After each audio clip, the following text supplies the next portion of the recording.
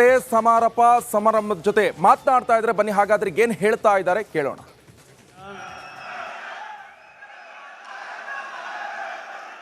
ಸನ್ನಿಧಾನದಿಂದ ತಾಯಿ ಚಾಮುಂಡೇಶ್ವರಿಗೆ ನನ್ನ ಭಕ್ತಿಪೂರ್ವಕವಾದ ನಮನಗಳನ್ನು ಸಲ್ಲಿಸಿ 3ನೇ ತಾರೀಕಿನಿಂದ ಪ್ರಾರಂಭ ಆಗಿರ್ತಕ್ಕಂಥ ಮೈಸೂರು ಚಲೋ ಕಾರ್ಯಕ್ರಮದ ಕೊನೆಯ ದಿನ 10ನೇ ತಾರೀಕಿನಂದು ಈ ದಿನ ಮಹಾರಾಜ ಮೈದಾನದ ಈ ಒಂದು ಬೃಹತ್ ಸಮಾವೇಶದ ವೇದಿಕೆ ಮೇಲೆ ಉಪಸ್ಥಿತರಿದ್ದು ತಮ್ಮೆಲ್ಲರನ್ನು ಉದ್ದೇಶಿಸಿ ಮಾತನಾಡಿರ್ತಕ್ಕಂಥ ರೈತ ನಾಯಕರು, ಮಾಜಿ ಮುಖ್ಯಮಂತ್ರಿಗಳು, ಹಿರಿಯರು ಆಗಿರ್ತಕ್ಕಂಥ ಸನ್ಮಾನ್ಯ ಯಡಿಯೂರಪ್ಪನವರೇ, ಭಾರತೀಯ ಜನತಾ ಪಕ್ಷದ ಅಧ್ಯಕ್ಷರಾಗಿರ್ತಕ್ಕಂಥ ಸುದೀರ್ಘವಾಗಿ ಈ ಒಂದು ಸಮಾರಂಭದಲ್ಲಿ ಹಲವಾರು ವಿಷಯಗಳನ್ನು ಪ್ರಸ್ತಾಪ ಮಾಡಿರ್ತಕ್ಕಂಥ ಮತ್ತು 3ನೇ ತಾರೀಕಿನಿಂದ ನಿರಂತರವಾಗಿ 9 ದಿನಗಳ ಕಾಲ ಅತ್ಯಂತ ಯಶಸ್ವಿಯಾಗಿ ಎರಡೂ ಪಕ್ಷಗಳ ಕಾರ್ಯಕರ್ತರು, ಎರಡೂ ಪಕ್ಷಗಳ ಶಾಸಕ ಮಿತ್ರರು, ಎರಡೂ ಪಕ್ಷದ ಪ್ರಮುಖ ನಾಯಕರ ಜೊತೆಗೂಡಿ ಇವತ್ತಿನ ದಿನ ಅತ್ಯಂತ ಯಶಸ್ವಿಯಾಗಿ ಈ ಒಂದು ಭ್ರಷ್ಟ ಸರ್ಕಾರದ ಹಲವಾರು ಹಗರಣಗಳು ಇವತ್ತು ಹೊರಗೆ ಬರಲಿಕ್ಕೆ ಏನು ಪ್ರಾರಂಭ ಆಗಿದೆ. ಈ ರಾಜ್ಯದಲ್ಲಿ ಭ್ರಷ್ಟ ಸರ್ಕಾರವನ್ನು ತೊಲಗಿಸಬೇಕು ಅಂತಕ್ಕಂಥ ಈ ಒಂದು ಕಾರ್ಯಕ್ರಮ ಅತ್ಯಂತ ಯಶಸ್ವಿಯಾಗಿ ನಿರ್ವಹಣೆ ಮಾಡಿದ್ದಾರೆ. ಸನ್ಮಾನ್ಯ ವಿಜೇಂದ್ರ ಅವರೇ, ವಿರೋಧ ಪಕ್ಷದ ನಾಯಕರು, ಆತ್ಮೀಯರು ಆಗಿರ್ತಕ್ಕಂಥ ಅಶೋಕ್ ಅವರೇ,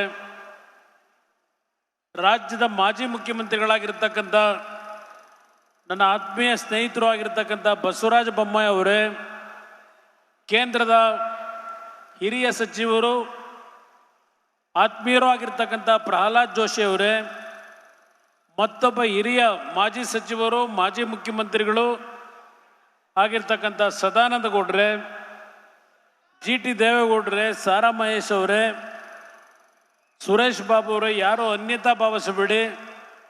ವೇದಿಕೆ ಮೇಲೆ ಉಪಸ್ಥಿತಿರ್ತಕ್ಕಂಥ ಪಕ್ಷದ ಎರಡೂ ಪಕ್ಷಗಳ ಎಲ್ಲ ನನ್ನ ಆತ್ಮೀಯ ಶಾಸಕ ಮಿತ್ರರೇ, ಈ ಒಂದು ಕಾರ್ಯಕ್ರಮವನ್ನು ಯಶಸ್ವಿಗೊಳಿಸಿ ಈ ಒಂದು ಭ್ರಷ್ಟ ಸರ್ಕಾರವನ್ನು ರಾಜ್ಯದಿಂದ ತೊಲಗಬೇಕು ಅಂತಕ್ಕಂಥ ಒಂದು ಸಂದೇಶವನ್ನು ಈ ಒಂದು ಮೈದಾನದಿಂದ ಇವತ್ತೇನು ಕೊಡಲಿಕ್ಕೆ ಬಂದಿರತಕ್ಕಂಥ ಎಲ್ಲ ನನ್ನ ಎರಡೂ ಪಕ್ಷಗಳ ಆತ್ಮೀಯ ಕಾರ್ಯಕರ್ತ ಬಂಧುಗಳೇ, ಯುವಕ ಸ್ನೇಹಿತರೆ, ಮಾಧ್ಯಮದ ಸ್ನೇಹಿತರೆ, ಈಗಾಗಲೇ ನಮ್ಮ ಎರಡೂ ಪಕ್ಷಗಳ ನಾಯಕರು ಸುದೀರ್ಘವಾಗಿ ಮಾತನಾಡಿದ್ದಾರೆ. ನಮ್ಮ ಯುವಜನತಾಳದ ಅಧ್ಯಕ್ಷರು ನಿಖಿಲ್ ಕುಮಾರಸ್ವಾಮಿ ಅವರು ಮಾತನಾಡಿದ್ದಾರೆ. ಇವತ್ತಿನ ಈ ಒಂದು ಕಾರ್ಯಕ್ರಮ 3ನೇ ತಾರೀಕಿನಂದು ಮೈಸೂರು ಚಲೋ ಕಾರ್ಯಕ್ರಮಕ್ಕೆ ಎರಡೂ ಪಕ್ಷಗಳು ಚಾಲನೆ ಕೊಟ್ಟ ನಂತರ 2ನೇ ತಾರೀಕಿನಂದು ಕಾಂಗ್ರೆಸ್ಸು ಜನಾಂದೋಲನ ಅಂತಕ್ಕಂಥ ಒಂದು ಕಾರ್ಯಕ್ರಮವನ್ನು ರಾಮನಗರ ಜಿಲ್ಲೆ ಬಿಡದಿಯಿಂದ ಪ್ರಾರಂಭ ಮಾಡಿದಂಥದ್ದು. ರಾಮನಗರ ತಾಲೂಕಿನ ಬಿಡದಿಯ ಕಾರ್ಯಕ್ರಮದಲ್ಲಿ ಕಾಂಗ್ರೆಸ್ನ ಉಪಮುಖ್ಯಮಂತ್ರಿಗಳು, ಆ ಪಕ್ಷದ ಪ್ರಮುಖರು, ಹಲವಾರು ನಾಯಕರು, ಭಾರತೀಯ ಜನತಾ ಪಕ್ಷ ಮತ್ತು JDS ಪಕ್ಷದ ನಾಯಕರುಗಳಿಗೆ ಇವತ್ತಿನಿಂದ ಮೈಸೂರನ್ನು ತಲುಪುವವರೆಗೆ ನಿರಂತರವಾಗಿ ಪ್ರಶ್ನೆಗಳನ್ನು ಇಡ್ತಾ ಹೋಗ್ತೇವೆ, ನಮ್ಮ ಪ್ರಶ್ನೆಗಳಿಗೆ ಉತ್ತರವನ್ನು ಕೊಡಬೇಕು ಅಂತ ಹೇಳಿದ್ದಾರೆ. ಆ ಪ್ರಶ್ನೆಗಳಿಗೆಲ್ಲ ನಂತರ ಉತ್ತರ ಕೊಡ್ತೇನೆ.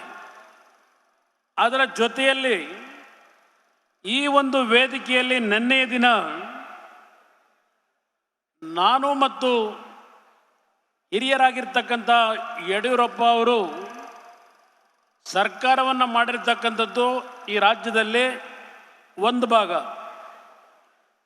ವಿರೋಧ ಪಕ್ಷ ಮತ್ತು ಆಡಳಿತ ಪಕ್ಷವಾಗಿ ನಾವು ಎರಡೂ ಪಕ್ಷಗಳಲ್ಲೂ ಒಂದು ಹೋರಾಟ ಮಾಡಿದಂಥ ಒಂದು ದಿನಗಳ ಹೇಳಿಕೆಗಳ ಬಗ್ಗೆ ನಿನ್ನೆ ದಿನ ಕೆಲವು ತುಣುಕುಗಳನ್ನು ಇಟ್ಟಿದ್ದಾರೆ.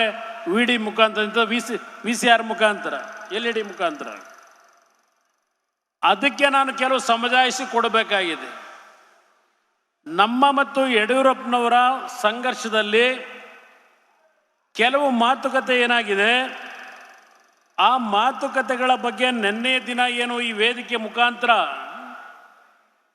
ಬಹಳ ಕೇಕೆ ಹಾಕೊಂಡು ಪ್ರದರ್ಶನ ಮಾಡಿದ್ದಾರೆ. ನೀವುಗಳೇನು ಮಾಡಿದ್ದೀರಿ ಒಂದು ಬಾರಿ ನೀವು ನೋಡಿ, ನಂತರ ನನ್ನ ಮತ್ತು ಯಡಿಯೂರಪ್ಪನವರ ಬಾಂಧವ್ಯಗಳಲ್ಲಿ ಕೆಲಸ ಮಾಡಿರ್ತಕ್ಕಂಥದ್ದಿರಬಹುದು, ರಾಜಕೀಯವಾಗಿ ನಾವು ಸಂಘರ್ಷ ಮಾಡಿರಬಹುದು.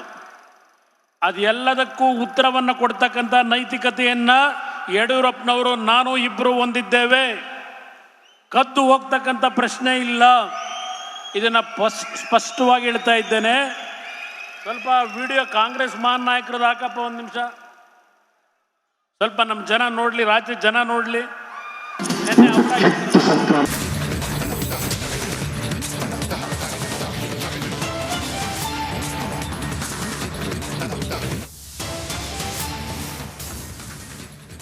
ವಯನಾಡು ದುರಂತ ಸ್ಥಳದಲ್ಲಿ ನರೇಂದ್ರ ಮೋದಿ ಅವರು ಸಂಚಾರವನ್ನ ಮಾಡ್ತಾ ಇದ್ದಾರೆ. ಪಿಣರಾಯಿ ಜೊತೆಗೂಡಿ ಮೋದಿ ವೈಮಾನಿಕ ಸಮೀಕ್ಷೆಯನ್ನ ನಡೆಸ್ತಾ ಇದ್ದಾರೆ.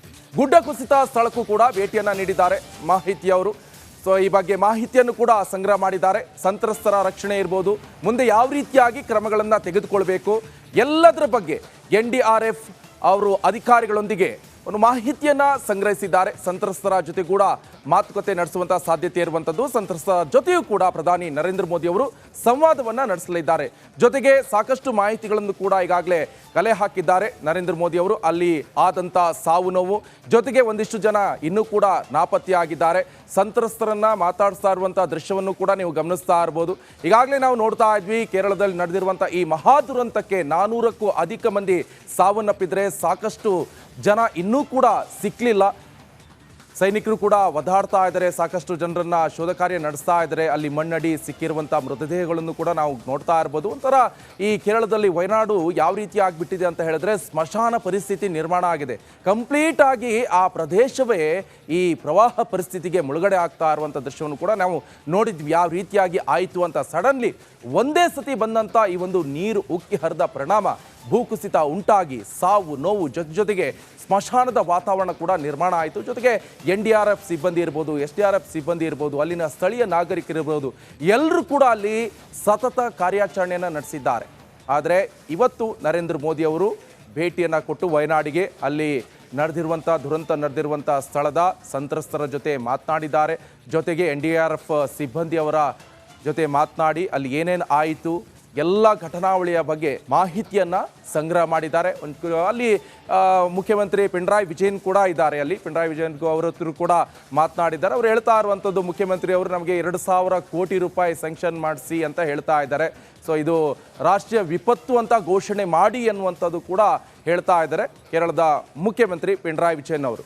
ಸದ್ಯ ಈಗ ನರೇಂದ್ರ ಮೋದಿ ಅವರು ಅಲ್ಲಿ ಸಂತ್ರಸ್ತರ ನೋವನ್ನು ಆಲಿಸ್ತಾ ಇರುವಂಥ ದೃಶ್ಯವನ್ನು ಕೂಡ ನೀವು ಗಮನಿಸ್ತಾ ಇರ್ಬೋದು. ವಯನಾಡಿನ ಪರಿಸ್ಥಿತಿ ಯಾವ ರೀತಿಯಾಗಿ ಆಗಿದೆ ಅಂತ ಎಲ್ರಿಗೂ ಕೂಡ ಗೊತ್ತಿರುವಂಥ ಸಂಗತಿ. ಆದರೆ ಸಾಕಷ್ಟು ಸಾವು ನೋವು ಕಷ್ಟಪಟ್ಟಿರುವಂಥ ಜನರು, ಅವ್ರನ್ನೆಲ್ಲರನ್ನೂ ಕೂಡ ಮಾತನಾಡ್ತಾ ಇದ್ದಾರೆ.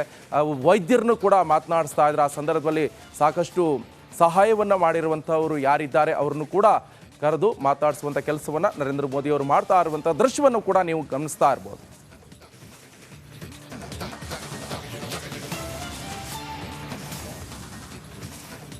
ಈ ಬಗ್ಗೆ ಹೆಚ್ಚಿನ ಡೀಟೇಲ್ಸ್ ಅನ್ನ ಕೊಡ್ತಾರೆ ನನ್ನ ಕಲೀಗ್ ರಂಜಿತ್, ಫೋನ್ ಸಂಪರ್ಕದಲ್ಲಿ ಜಾಯ್ನ್ ಆಗಿದ್ದಾರೆ. ರಂಜಿತ್, ಸದ್ಯ ಏನೆಲ್ಲ ಬೆಳವಣಿಗೆ ಆಗ್ತಾ ಇದೆ ಸದ್ಯ ವಯನಾಡಿನಲ್ಲಿ? ನಿಕೇಶ್ ಕೊಠಾರಿ, ಪ್ರಧಾನಿ ನರೇಂದ್ರ ಮೋದಿ ಅವರು ಈ ಸದ್ಯಕ್ಕೆ ಚೂರನ್ಮಲ್ಲದಿಂದ ಹೊರಟವರು ಮುಂಡಕೈ ಹೋಗಿ ಅಲ್ಲಿನ ದುರ್ಗಮ ಸ್ಥಿತಿಯನ್ನ ಅವಲೋಕನ ಮಾಡಿ ವೈಮಾನಿಕ ಸಮೀಕ್ಷೆಯನ್ನು ನಡೆಸಿ ಪ್ರಧಾನಿ ನರೇಂದ್ರ ಮೋದಿ ಅವರು ಈಗ ಹೋಗಿದ್ದು ಆಸ್ಪತ್ರೆ ಹೋಗಿದ್ದಾರೆ. ಆಸ್ಪತ್ರೆಯಲ್ಲಿ ವೈದ್ಯರ ತಂಡ ಏನಿದೆ ಸುಮಾರು 12 ದಿನಗಳಿಂದ ಹಗಲು ರಾತ್ರಿ ಎನ್ನದೆ ಈ ಒಂದು ದುರಂತದಲ್ಲಿ ಯಾರು ಮೃತಪಟ್ಟಿದ್ರು, ಯಾರು ಇಂಜುರಿ ಆಗಿದ್ರು ಅವರ ಸೇವೆ ಮಾಡಿದ್ರು. ಅದರ ಜೊತೆಗೆ ವಿಮ್ಸ್ ಆಸ್ಪತ್ರೆ ವೈದ್ಯರು ಟೊಂಕ ಕಟ್ಟು ನಿಂತು ಈ ಒಂದು ಪ್ಯಾಂಡಮಿಕ್ ಸಮಯದಲ್ಲಿ ಎಲ್ಲರೂ ಕೂಡ ಒಗ್ಗೂಡಿ ಕೆಲಸವನ್ನ ಮಾಡಿದ್ರು. ಹೀಗಾಗಿ ವೈದ್ಯರಿಗೆ ಒಂದು ನೈತಿಕ ಧೈರ್ಯವನ್ನು ತುಂಬುವುದಕ್ಕೆ ಪ್ರಧಾನಿ ನರೇಂದ್ರ ಮೋದಿ ಅವರು ಆಸ್ಪತ್ರೆಗೆ ಹೋಗಿದ್ದಾರೆ. ಅಲ್ಲಿ ವೈದ್ಯರ ಜೊತೆಯಲ್ಲಿ ಸಮಾಲೋಚನೆಯನ್ನ ಪ್ರಧಾನಿ ನರೇಂದ್ರ ಮೋದಿ ಅವರು ಮಾಡ್ತಾ ಇದ್ದಾರೆ. ಇನ್ನು ಎಚ್ ಡಿ ಕುಮಾರಸ್ವಾಮಿ ಅವರು ಪಾದಯಾತ್ರೆ ವಿಚಾರಕ್ಕೆ ಸಂಬಂಧಪಟ್ಟಂತೆ